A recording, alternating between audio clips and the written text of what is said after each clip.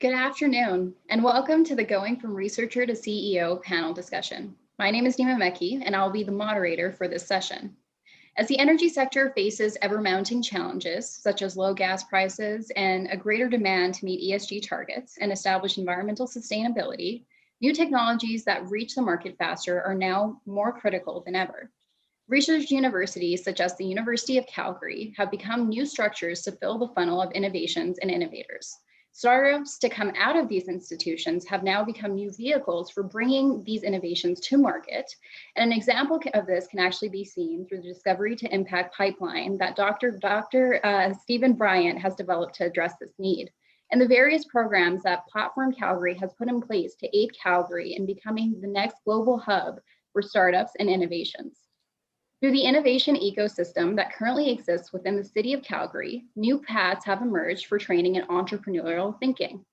To expand on what the Calgary innovation ecosystem has to offer and elaborate on what it means to truly embody the innovative thinking and the entrepreneurial spirit, we are joined by Professor Stephen Bryant, the Canada Excellence Research Chair in Materials Engineering for Unconventional Oil Reservoirs. We have David Yiptong, Director of Programs for Platform Calgary. We have Dr. Paula Burton, CERC's Research Associate and CSO of CalAgua Innovations.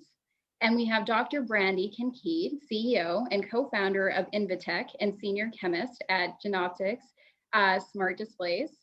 Dr. Ali Telmaderi, CEO of Center Green, and Nicole Kalma, CEO of Sensign Incorporated. A warm welcome to you all. So our first question for this session is actually directed towards Dr. Bryant. Could you please tell us about the inspiration behind creating the Discovery to Impact pipeline and provide a brief overview of how it works? Thanks, Nima. Yes. Well, first let me say I'm excited to be here. We've had the opportunity to change the way we do things at the university, as you mentioned in your intro. So thanks for the opportunity to talk about it here. So it's easy in retrospect to call it inspiration and design and innovation. Honestly, it was a little bit of serendipity, but the key part was we had the opportunity to change the way we've been doing research. And so I'll briefly describe it. The label Discovery to Impact was, again, after the fact. We didn't set off to do that. That's what it turned into. But I, like most academic researchers, I've been doing research in a certain way. It's useful, it's productive, and it's not often going to lead to innovation. And that's the key distinction here. And what we realize is if we change the way we approached problems, so that instead of saying, for example, I want to reduce steam oil ratio, what kind of materials could I use to do that? That's a good thing to do. It's productive, that's useful. There's another approach which we took was not to set out to solve that problem, but rather, here's some interesting materials. And other folks on this call will be able to talk about them. I won't try to steal their thunder, but here's an interesting class of materials. Let's just, what from the outside, it looks like playing in the lab, but we're experimenting, we're testing, seeing how they respond to different fluids, different materials, different kinds of energy coming in, thermal, light, whatever. And we're doing these basic observations with an eye to saying, oh, that interaction would be useful for some application. And the other folks here can tell you about those. And in almost every case, we did not set off to discover what it is they wound up trying to commercialize, right? So there's that element of discovery, there's that element of serendipity, but it requires this innovation mindset where you're thinking, oh, that could be useful over here. So the key point is that approach to things often leads to intellectual property, whether it's know-how or a patent or trade secrets. And that is a vehicle that you can then use, as these folks will tell you, to try to commercialize something. So that was the interesting way of doing things in a way that leads to the kind of innovation that can be commercialized through other routes than what, in my experience anyway, 30 years or so, different approaches to getting it commercialized. I'll stop there. Thanks. Thank you for providing that overview, Dr. Bryant. Our next two questions that we have are actually directed towards the entrepreneurs of the group.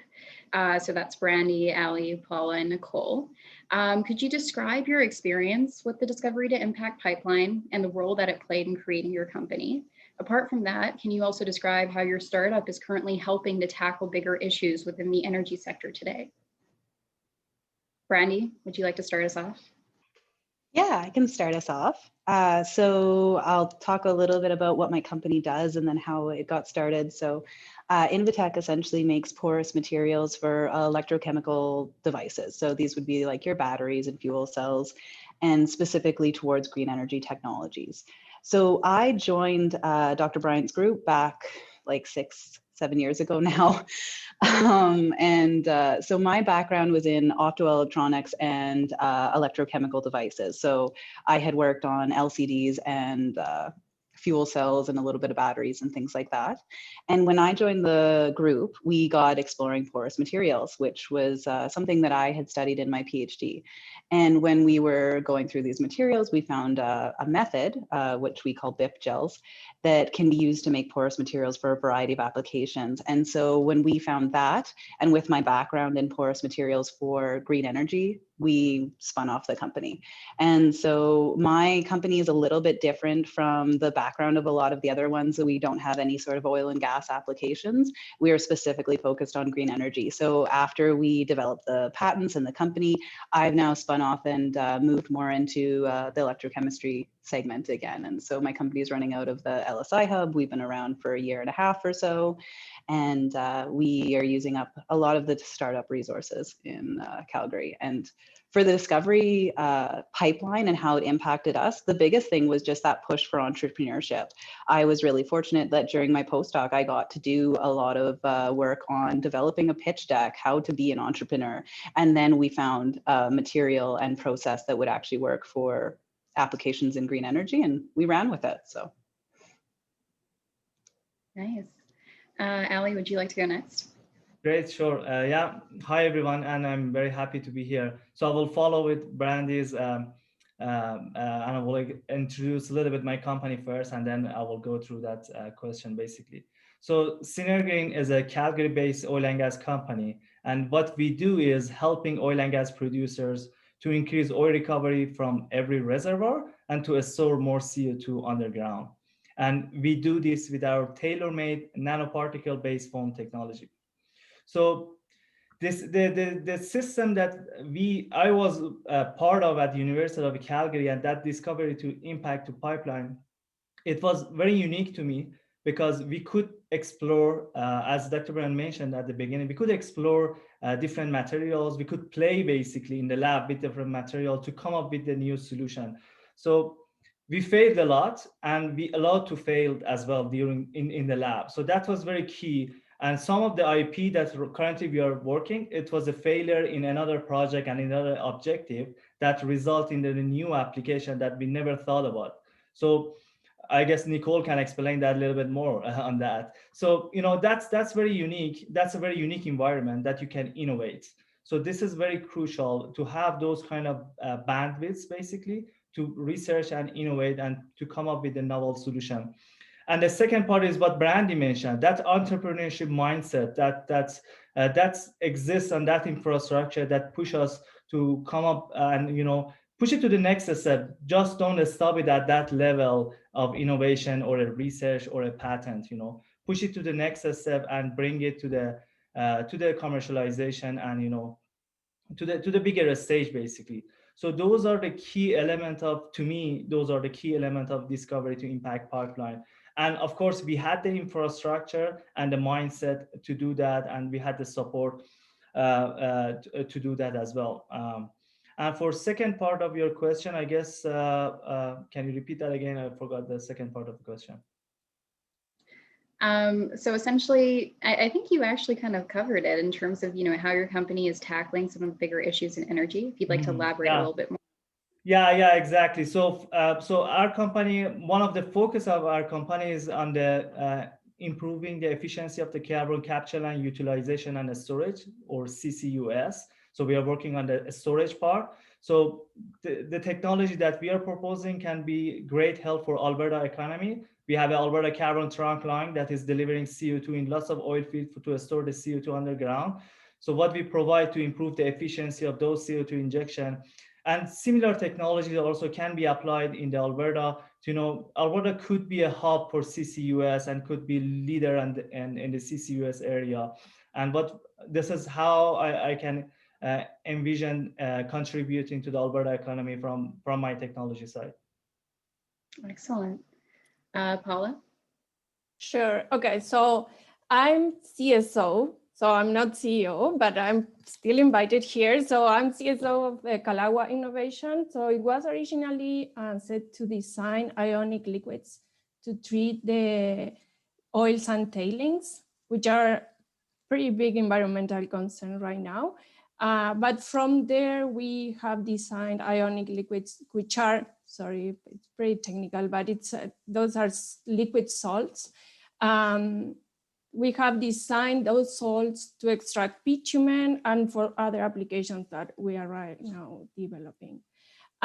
So my background is pretty strong on discovery, if you want. From the discovery to impact, I was all discovery. I was working at McGill before coming here to Calgary, and Stephen was introduced to these salts, and he was like, hey, can we use it to extract bitumen from oil sands? That was the first question. Of course, I was working in a chemistry group, no idea about oil sands at all.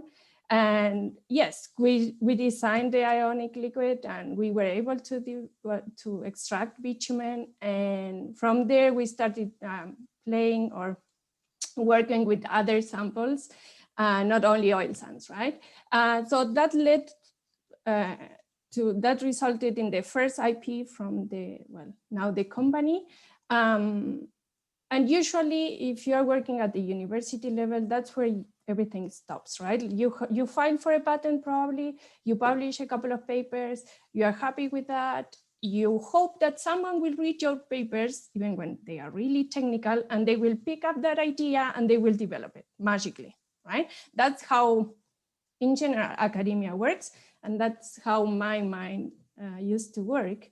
But then I think Brandy and Ali also mentioned, when I moved here, I was exposed to the impact side of the pipeline, right? So how you take something that you really believe that it's transformational and you put it into commercialization. So it never crossed my mind before coming here to have a company, really, never. So when I was asked for, hey, do you want to be part of a company? I was like, no, that was my answer. And then, it's just Stephen had experience having startup companies, and all the co-founders had experience. So they kind of walked me through and convinced me to get into that, even when I didn't know what I was getting into. But really, that's when, if you, my takeaway of all this process was if you want to have an impact, you need to take that technology that you just prove it in the lab side and kind of take it and kind of develop a process around it, show that it actually works, and being done, come up with that entrepreneurial side that it's not actually what we are trained for at the university. I hope I answered your question. No, that was great. Yeah, no, absolutely. I mean, it is something a little bit out of the norm, and that's exactly why having this discussion is so important. Nicole, off to you. Can you describe your experience for us? Yeah, for sure. By the way, my name is Nicole and I'm the CEO of Sensen, and we create cheap sensors for oil leaks. I've got to say that my experience is quite unexpected. It doesn't happen very often that a 21-year-old non-degree holder can have the opportunity to even dream about having their own startup. I still remember the first day I was going to CERC, and I was hired as a co-op student from SAIT, and all I had to do was to create sensors. And then all of a sudden, we're all here creating a startup, and I was like, are you sure? And I was actually quite nervous going into this meeting, but seeing all my peers here, Dr. Bryant, Paula, Ali, and Brandy, they're all the same peers that actually helped me grow and gave me like that strong support that I needed going into CERC, because I was gonna say I'm a lost puppy when I first get into it. Because when everybody thinks about research, everyone thinks about like, oh, you just sit in the lab, you just read the millions of research papers, you just write, you just type in your computer. But honestly, with all this new project that Dr. Bryant has launched, Discovery to Impact, it really gives us like a big push and a big go to like, hey, get out there. Hey, you have a big potential. You have the research, you have the brains, you have the support of all these great people around you. All you have to do is actually reach out there, get out there, and make yourself heard. And the Discovery to Impact really gave me and my team that strong foundation to keep going. And yeah, don't get me wrong, that part is not easy at all. But without that strong foundation and that Discovery to Impact project that Dr. Bryant has launched, I don't think that I'll be here where I am right now. Wonderful. Sorry, I kept that short. No, that was great, Nicole. Thank you. So as a follow-up question to the four of you, what are some of the biggest challenges that you've encountered in your journey as an entrepreneur, and how did you go about overcoming them? Brandy, let's start off with you. Yeah, I can start. I would say that my biggest challenge as an entrepreneur was taking the technology that we developed and patented on campus and getting it set up to make a project for an actual product. That initial transition of going from that benchtop research of this looks like it could make a product to an actual product was obviously the hardest, and that took the first 2 years of doing that. And one of the biggest challenges with that is like I'm not employed with my company, so Invitech doesn't employ me. We do employ we employed 3 scientists last year. So, I mean, that was really exciting for me that I was able to help with the economic downturn a little bit and keep at least somebody employed. And yeah, so like that stuff was the biggest challenge for me, was just transitioning. Now that we're a year in, we've had our employee has been working for full time. We've got prototypes that are out and successful. Things are a lot easier. But yeah, finding that. And then my biggest challenge is working outside of my company. So I'm an evenings and weekends entrepreneur, which gets a little bit tiring some days, but it's so rewarding that I think I'm still doing it. So obviously I'm care enough to do that. But yeah, that would be my biggest challenge, is finding time and getting that first transition. Those first 2 years were so hard because you just have nothing, literally. But for overcoming them, honestly, it was really just time and having people and the support to do that. So I had a lot of support from the university when we first transitioned out. And in the last year, we've been using a lot of support from our external collaborators. So we're working with a bunch of startups across Canada and getting to work with other entrepreneurs that are in the same boat and being able to help each other out really makes it that much more worth it too. So I think that's pretty much my main part. Wonderful. Ali, go ahead. That's great, Brandy. So I will add a little bit to what Brandy said on the problem side at the beginning. That's the first challenge that at least I faced at the beginning, how to solve the problem in the research scale and come up to the minimum viable product, basically. And that was the part that, the CERC infrastructure and mindset help us to do that. So we had the infrastructure and, instrument, all the high class instrument that we needed to do those research at the initial stage, basically. So the second problem that was a bigger problem for me was, a support to take it to the next step. Now you have a product that you think you will solve the problem, a big problem, how to take it to the next step and, bring it to the commercialization. And that's the part that we have a great hub, I would say, in the Calgary. We have a great community of entrepreneurship that is can help a startup like us from the beginning to the end. I will start with a university environment. We have Hunter Hub, we have Innovate Calgary that will help us in different aspects of the entrepreneurship journey. And then we go out a little bit outside the university or in a connection with university. I was fortunate to be in a couple of sessions of Creative Destruction Lab Rockies, for example. So advice from them was very helpful at the beginning. It was maybe 3 to 4 months after when we founded the company. I was fortunate to be part of that program. So those kind of mentorship. Platform Calgary is another one. I believe David will talk about that in later. So I met with David before. I pitched my company to him before. He gave me lots of good feedback in my pitch and presentation that I'm still using those feedback every day in my meeting with the customers and companies.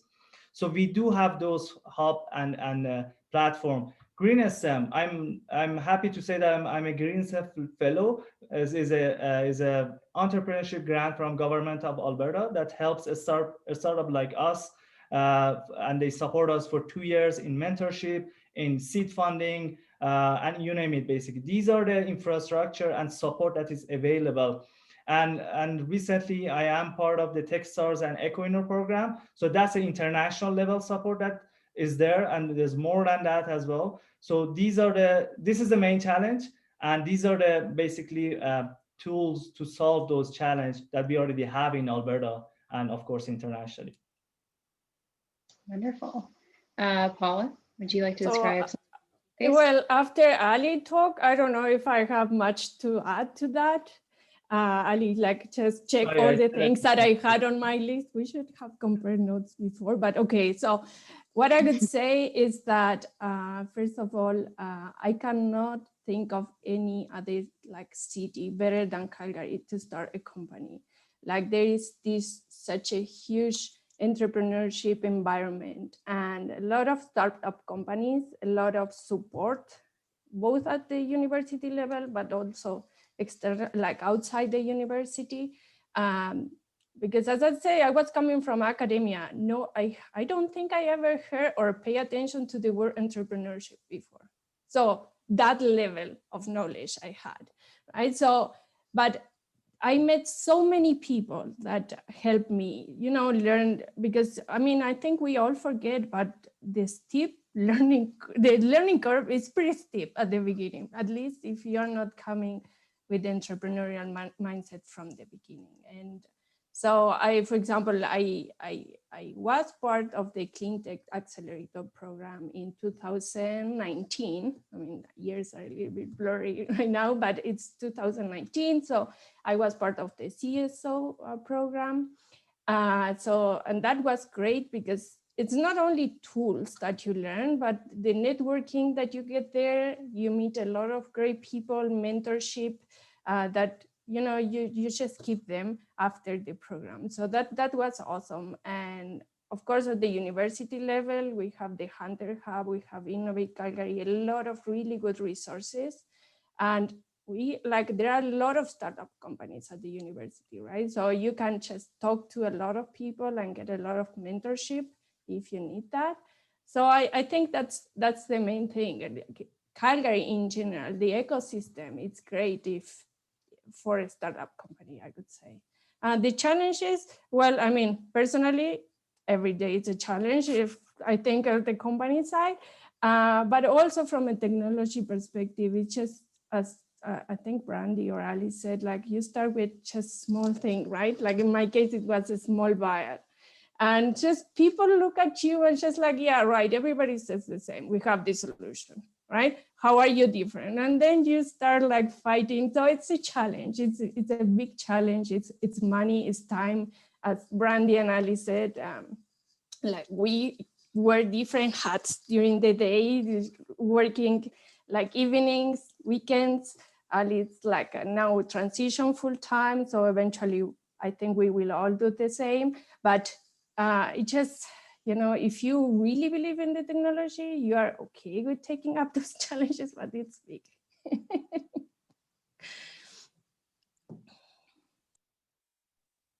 No, thank you for that, Paula. How about you, Nicole? Can you tell us about some of the challenges you faced? Yeah, for sure. I feel like the biggest question for me in the beginning of all this is how to be an entrepreneur. And I still believe that that is like the hardest question that was ever like asked to me, and still is the hardest question as of now. Because like, how do you become like a researcher to like an entrepreneur in like all of a sudden, right? But since everyone already mostly covered like their experiences and their challenges, I feel like I would just share my experience on how I became an entrepreneur from like zero, like from nothing to something. So it was very unexpected. I really believe it was the right time and the right place. It was 4 p.m. regular day at work. My manager Mariska be like, "Hey, we have spare tickets for the Hunter ENV tomorrow. Do you have any plans?" And I'm like, "Nothing really. Do you have food?" And then she was like, "Yeah, there are great food there." And I'm like, "Sign me up." And so I went. I know that is such a stupid thing to think about and to say, but honestly, if you can find all the little reasons to just put yourself out there to remove all those barriers that you're scared of, like, oh, I'm scared to meet all these great people. I'm scared to like talk to these big people. Just like think about something that would make you smile and make you like want to go there. And I think that's a good first step. So that's what I did. I went there. I was just checking out all these good presentations by these different people, trying to pitch out and like, present their products and ideas. And then I met the right person, and I had 2 seconds to get his attention because everyone's just kind of like talking to everyone. I was there with my group, and I was like, well, how do I get out of my group and how do I get into his group? I had 2 seconds, and all I could say was, hey, I have a cheap sensor. And he looked to me, he turned his back to me, and he was like, who are you? And then I just had to introduce myself, get in there, and actually be like, yeah, I'm Nicole. I'm from the University of Calgary. I'm sorry, Dr. Bryant, I was using your name at that point, but I had to do what I had to. So to overcome those challenges, like really is to believe in yourself. Like first things first, because if you don't believe in yourself, you don't believe in your product, and you don't believe in what you're selling, no one would believe in you. So yeah, that's kind of how my experience is with entrepreneurship. You really gotta believe in what you're selling. Thank you. Sorry, I'm like a joker in this commentary. No, it's great. Free food is fun. It's a great reason to go to an event. Thank you for that, Nicole. And so our next question is actually for David. David, can you tell us a little bit more about how Platform Calgary is helping entrepreneurs and startups in Calgary right now? Yeah, and hearing the comments from the founders here, I'm taking notes because they just resonate so much with everything we're trying to do. If you want to think about what Platform Calgary does in sort of 3 easy steps, the first one would be around advocacy. Like, how do we make Calgary? I'm glad to hear that Paula thinks that Calgary is the best place to start a company. That's music to my ears. Because we with Platform Calgary, we set a challenge that we want to increase the size of the startup and innovation community by 10 times in 10 to 11 years. So that takes a lot of work. And but also, things around policy. How do we make it easier for entrepreneurs to get started? How do the resources get put in place? How do the right decisions get made? So there's an advocacy piece. We're gathering the community as well. We firmly believe that it's not just us.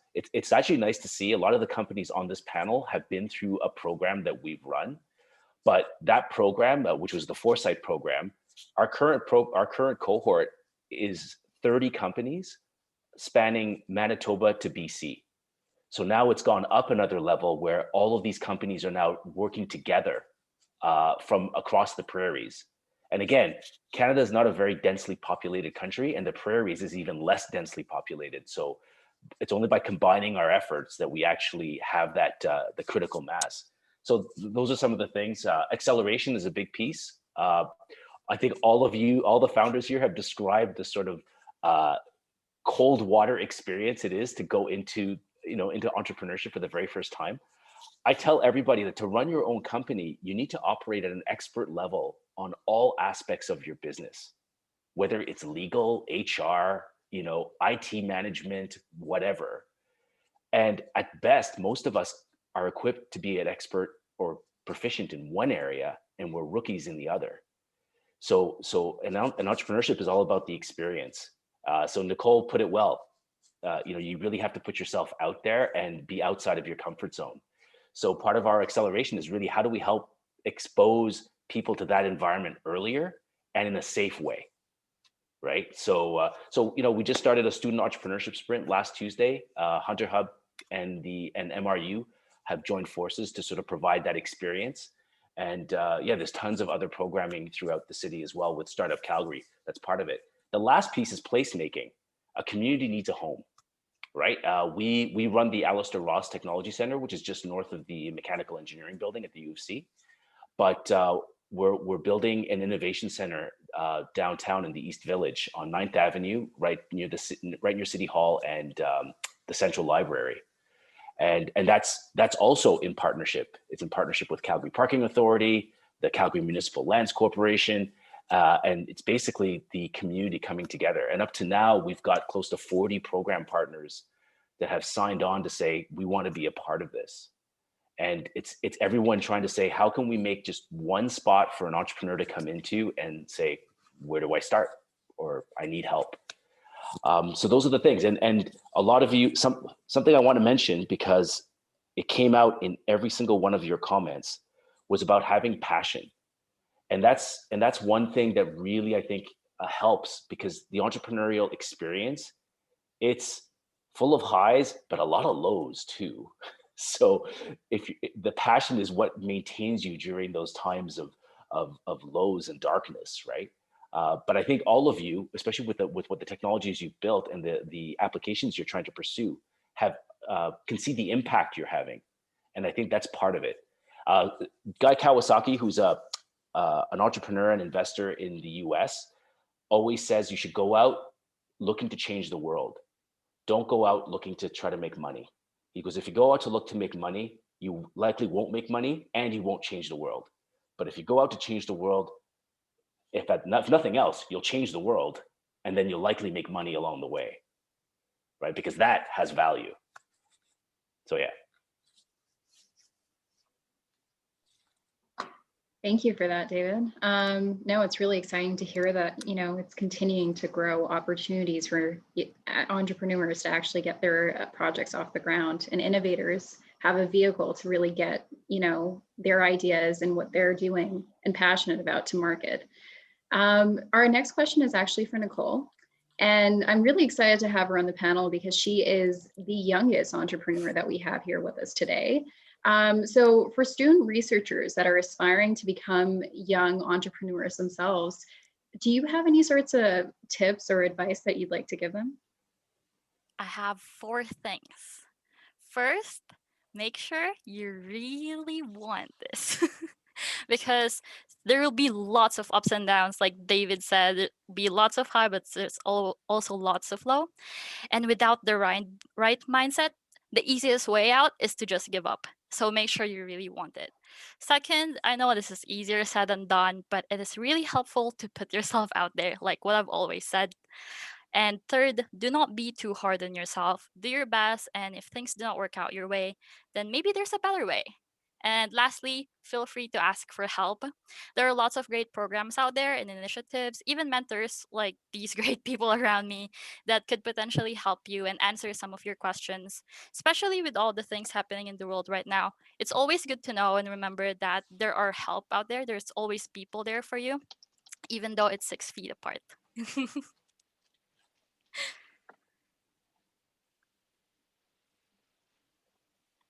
And Dr. Bryant, would you like to add on to advice for young entrepreneurs? This is more for the audience out there in general. You're hearing some success stories now. What we haven't focused on is when it doesn't work, then what? Because sometimes it just won't scale up. It's just not going to work for that application. And so and Ali, I think, mentioned this briefly as well, but you've got to be ready to pivot, and you've got to be alert to other possibilities. And I know that's happened with, I think, actually every one of these folks. So there's a whole nother panel we could do on the journey is not a straight line. That's what we just tell them once you're successful. We don't do enough of talking in these situations about actually the journey was kind of like that background I have. I don't know which path you'll wind up taking from one left to right, but it is not going to be the straight line you thought when you set off. So just add that key point in there. In addition to what Nicole says, don't worry if it doesn't work out what you originally had planned, the same technology could be useful for something that you didn't realize yet. Keep putting yourself out there, and that's where you hear about some of these other applications. Okay, thanks. Yeah, no, clearly patience is key. And really perseverance also goes a long way, especially with something like this. So kind of to touch off of that, Paula or Dr. Bryant, can you actually tell us about how students can get involved in various initiatives that actually promote innovation and entrepreneurial thinking on campus? Yeah, sure, I can start. I would say that, the first thing that comes to my mind is that when we talk about entrepreneurship, we usually think that we need to come up with the idea and to start getting involved. And sometimes, at least at the university, you get so many ways to be involved with this ecosystem. There are programs both at the Hunter Hub and then like different departments and faculties, they have programs where you can get involved and then be part of teams where an idea is being developed. So because maybe you didn't come up with the idea, but then you can be part of that team that actually develops it, right? So each person has different skills. So don't feel that just because you don't have that idea, you cannot, be part of this ecosystem. At least to try to learn what is it about, and then to decide if you like to work in this area or not.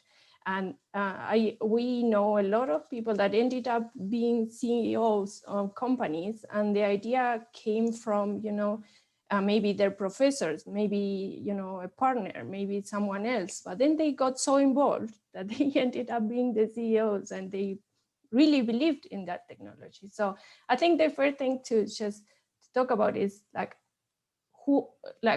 whomever comes with that idea is great. But then if you don't have that idea, don't be afraid of being involved in that, in the different programs. And I think the first point of contact, if you at least are at the University of Calgary, is the Hunter Hub. They have a lot of programs and different ways where you can get involved. Yeah, the other thing that we have been working on is we started last year an undergraduate course. This started as only for undergraduates in the chemical and petroleum department, but now we are expanding it a little bit to other engineers. So the idea was to introduce the undergrad students to research and innovation. That's the title of the course. And we just walk with the student through, Ali is part of that, and we just walk with the student through the different stages of coming up with an idea, what to do with that, what's the minimum proof of concept that you need to develop, and then what, if you are successful, what to do, file a patent, and then, how to do some customer discovery and stuff like that. It's pretty intensive course because it's of course in a semester, but it's just to spark, that mindset. And then, as I said, there are so many ways that the students can continue. But yeah, I don't know, Stephen, if you want to add something. Dr. Bryant, would you like to add to that? Yeah. Oh, yes, I'll try to be brief. I'm glad Paula mentioned that course.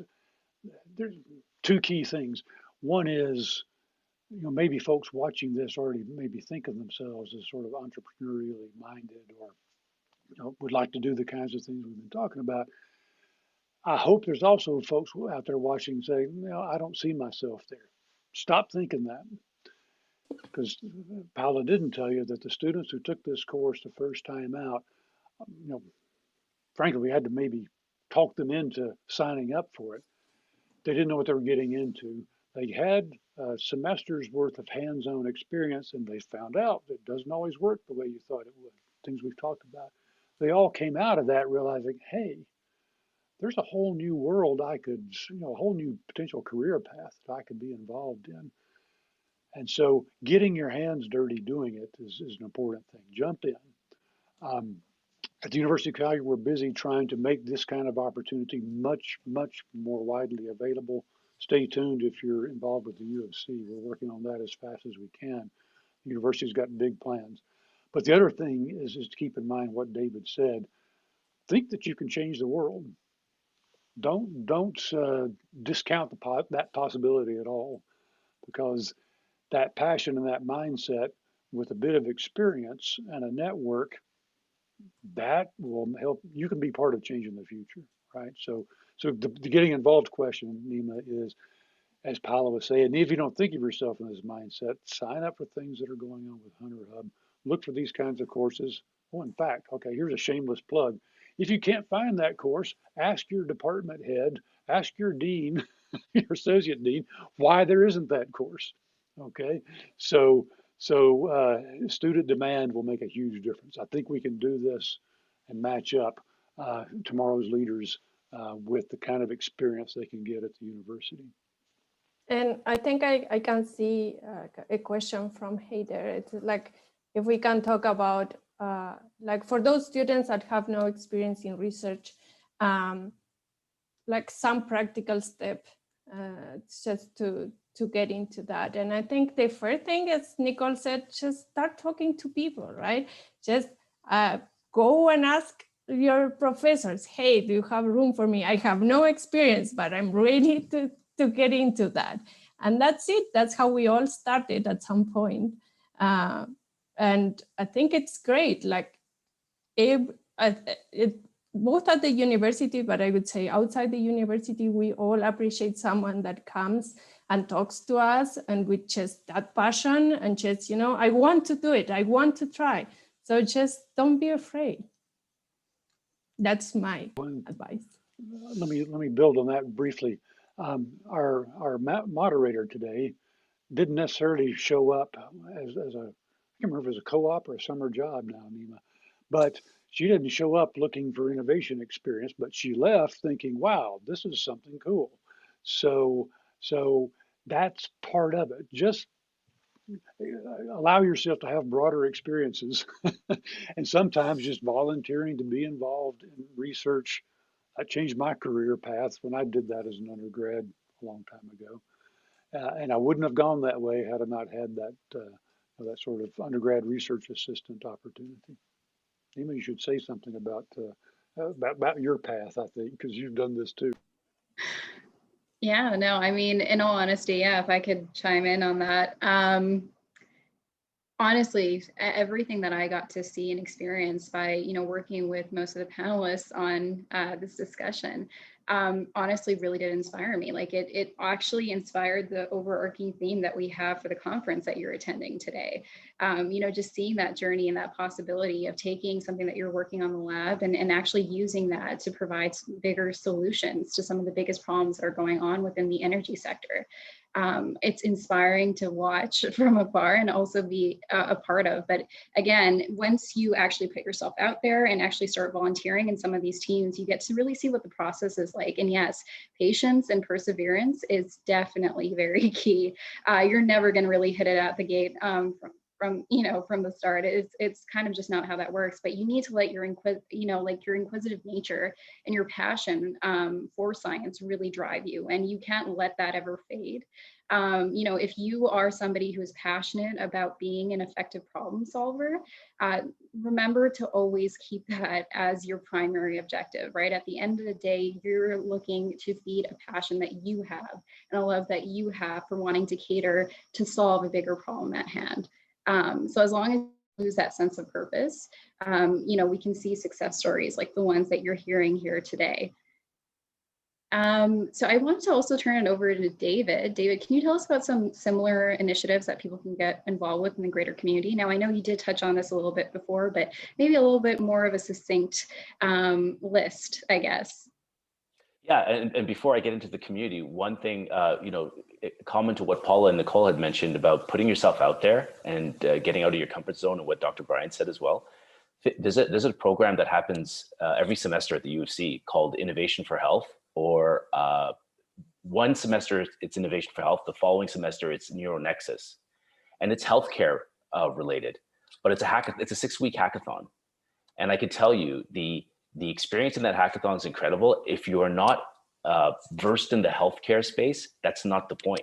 It's about getting out there and learning about it. And there's participants are coming from all across the province and from every faculty at the U of C. And they want it, and their goal is to put together multidisciplinary teams so that there's a business angle, there's a design angle, there's a health angle. So learning, I always tell this to the students too, you know, as engineers, we speak like engineers. And if you're a business student, you speak like a business student. If you're a law student, you speak like a law student. Learning to speak to other students who are not from your faculty is huge. And it's a huge advantage to you, regardless of whether you go into entrepreneurship or not. Like when you start in the workforce, that ability to speak to different people from different groups is hugely valuable. So that aside, in terms of like outside, I did mention the student entrepreneurship sprint that happened, that the U of C is participating in right now. That started on Tuesday. There will be another one in the fall semester. There will be a Techstars startup weekend with Startup Calgary sometime towards the end of March if you want to get involved in that. So that'll be happening as well. And you know, I love Nicole's story about going to the ENV competition, and I'm assuming it was in 2019 because I think that's the last time it was held. And I think Ali was pitching at that one, right? So that's the funny thing about all this, right? It's Calgary's the biggest small town, right? So this is where it's really useful to get out there. There are tons of other events that happen across the city. You know, there will, and a lot of these events to attend the demo days are free. So you'll see there's things around, there's weekly pitches that happen every Thursday night with Startup TNT. If you just want to see what that's about. If you're interested in getting involved in learning about what product management is about, there's a group called Product Calgary. That's a grassroots organization that's just there. The Foresight program that a lot of people here attended, their demo day is going to be on April 14th or sometime around that week.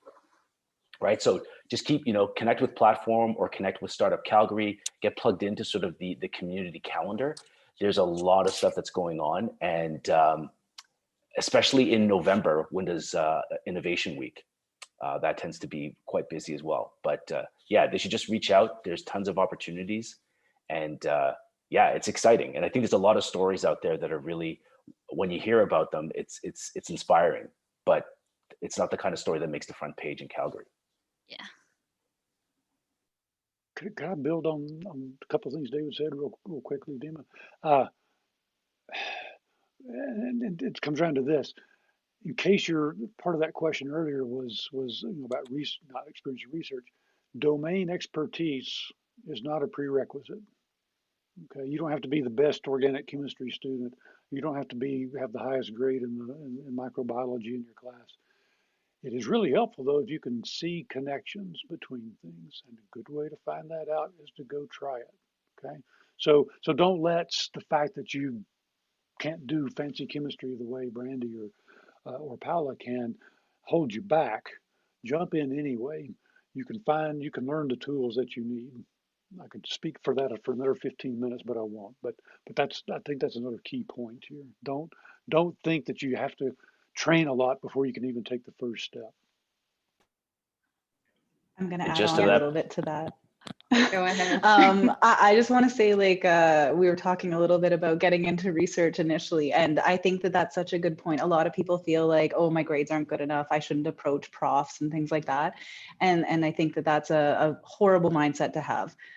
Some of the best researchers I've ever known have had like 2.5, 2.0 GPAs kind of thing. Like it means nothing. Your ability to put connections together and do good lab work and show promise have nothing to do with that. And if you want to start a company, I would suggest talking to the prof that you find interesting about that. They might actually already want to start a company and don't have any students that are willing to. There's a surprising amount of profs that are in that position. So if this is something you seriously want to do, you can probably find somebody to do it with. So that's my random comment. Absolutely. No, thank you for that, Brandy. Honestly, it reminds me of my own journey because that's literally how that started for me. I was sitting in a numerical methods class and I had actually heard about the research that the professor had been doing, and now technology was something that had always intrigued me. And so I kind of just went for it. So yeah, no, echoing the same sentiments, I'd encourage other students to do the same. David, you had something to add as well? Yeah, quickly. And then I think Nicole had something. Yeah. To what Dr. Bryant said, the biggest mind shift in going out, especially in entrepreneurship, from being in your academic career or you're as a student, is the sense that you need to be right. The whole premise of entrepreneurship is learning. When you run a company, you learn so much. You learn about legal agreements, you learn about managing people, you learn so much. So the idea is to go out there with a learning mindset, and that you don't need to be right. In all of our programming, when someone asks us a question, Ali can tell you, we always answer with, it depends. There's no right or wrong answer. And so as long as you go out willing to make, not mistakes, but to have learning opportunities. If you think of those things as learning opportunities, then that's where entrepreneurship actually rewards in spades. Absolutely. So yeah, one of the questions that we had from our audience here was, whether or not there was anything from your research background that translated well in the entrepreneur space. Apologize, I'm just fumbling over my words at this point. Perhaps, skills that actually gave you an advantage. Nicole, would you like to take this one? Yeah, I would just like to answer this one, but I guess more of like, what if you don't have any background? What if you don't know anything? How do you know something, right? Because I came from, say, going into the U of C, knowing nothing at all, and then all of a sudden, I knew how to 3D print, I knew how to solder, I knew all these great things. I was helping other students how to create designs in SolidWorks. Like, let me tell you something, I didn't get to where I am just by myself. I got to where I am because of all the people around me and because I talked to a lot of people.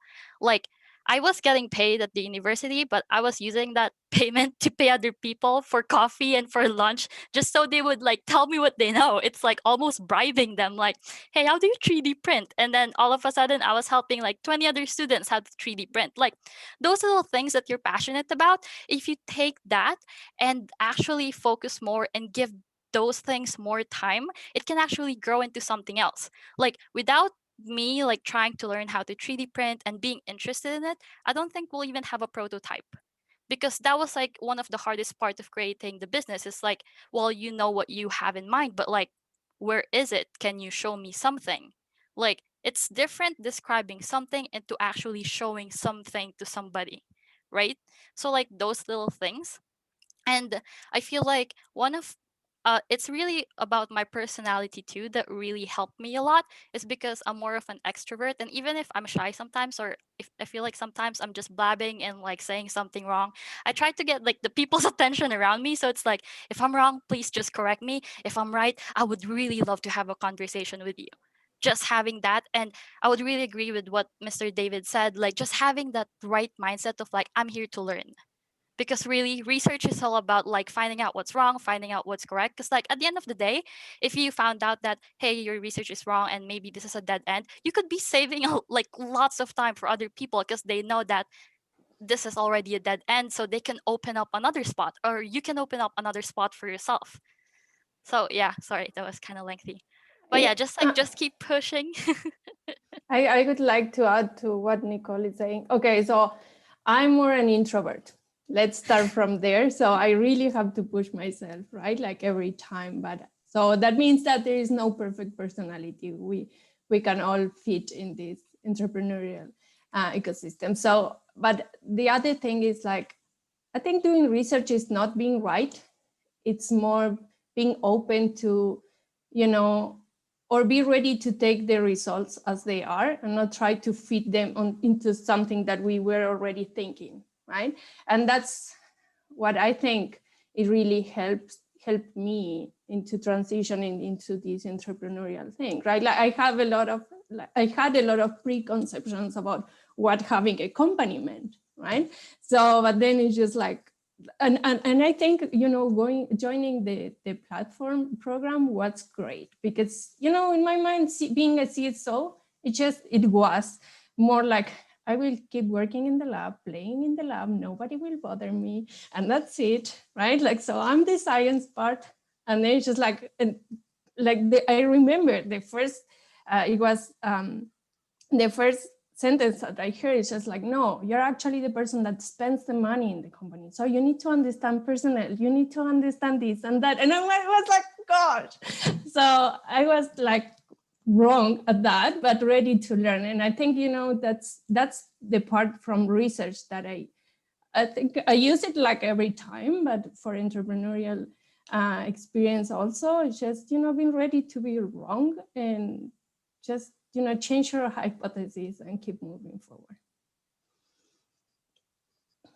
Yeah, no, absolutely. And I think you touched on a great point, just to echo some of the sentiments that you guys have been touching on. It's one of the things that I found the most refreshing about research was the fact that it forced me to kind of unlearn the feel of failure. You know, trial and error are a very big part of the process and something that you kind of have to learn to embrace from the get-go, because you're not going to get everything right. And that's actually kind of the beauty of it. That's what pushes you to keep pushing the boundaries of what you're working on, right? And like Dr. Bryant said, you have to be, you know, open to different possibilities. You can't just, you know, limit yourself in a lot of ways. And I think it's even being in that research lab and seeing, you know, all of these entrepreneurs around me, it inspired me in my own life to learn, you know, to become a little bit more fearless and putting myself out there and, you know, honestly realizing some of the barriers that I was even putting on my own learning, you know, from academics and whatnot. I'd been kind of taught consistently over and over again that, you know, making a mistake was a very bad thing, but in reality, it's the catalyst for learning. And it's what helps you grow as a person and evolve as an innovative thinker. And that's what innovation is about at the end of the day. And, you know, more kind of touching back to the point of where industry comes into this and where the energy sector lies and that role there. You know, kind of touching on my own experiences, one of the reasons why I even reached out to Dr. Bryant in the first place and decided to have this panel be you know, a prominent feature in our programming this year was because, you know, by working in oil and gas, I had the privilege of actually being in an internship there too, in addition to doing research on the side. You know, I came to learn just how dependent how some of these big producers are on innovators and startups, especially with, you know, a greater push and a greater demand now for ESG targets, where companies are now having to show a better sense of social responsibility and stewardship and environmental concern and putting targets for reducing carbon emissions. That's where, you know, startups and entrepreneurs like the ones that you see on this panel here really come into play. They play a very pivotal role in making sure that those solutions actually do start to emerge so that we can continue to move forward as an industry. You know, in reality, our energy needs aren't going anywhere, but the way that we go about and having those met is something that's constantly evolving. And innovators like the ones that you see in front of you are the ones who are driving that catalyst. And so, you know, honestly, structures like Platform Calgary are the ones that make that connection, that make it easy for startups to actually, you know, have conversations with some of the bigger producers and some of the bigger names in energy so that we can work together collaboratively to arrive at a better and brighter future, something that's a little bit more robust and more prosperous in the long term. So we actually do we're actually running out of time here, but again, I want to take a moment to really thank each and every one of you for taking the time to be here with us, for taking part in our conference. And I'd like to, you know, thank our audience for, you know, tuning into this conversation and contributing to what we were saying today. Would any of you like to say some parting words for as we end off this session here?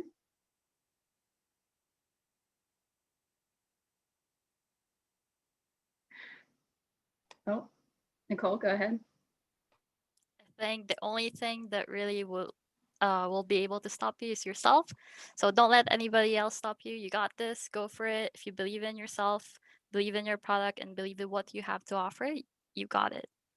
Because there's a lot of great like supports out there, like all the programs that everyone has mentioned earlier. If I can mention, if anyone wants to get started, one of the hardest things about being an entrepreneur and getting started is feeling alone. And one thing you should realize is that you're not alone. Right before this session started, we were talking about Ali going to Techstars, and we were just running through a list of entrepreneurs in Calgary that have already gone to Techstars in Norway. So, you know, there are people who have gone before you, and there are people there, and they're so willing to help. And that's that great thing about the Calgary community is just a willingness to sort of share their experiences. So, so by all means, like reach out. Absolutely. Again, thank you so much to all of our panelists. And just to note for our audience, all of the programs, initiatives, and courses that our panelists have mentioned here will be shared through links and follow-up emails to our attendees. So if this is something that you are passionate about, you will definitely have the information to get yourself started. Thank you again, and I hope you guys have a wonderful afternoon. Thanks, everyone. Enjoyed it.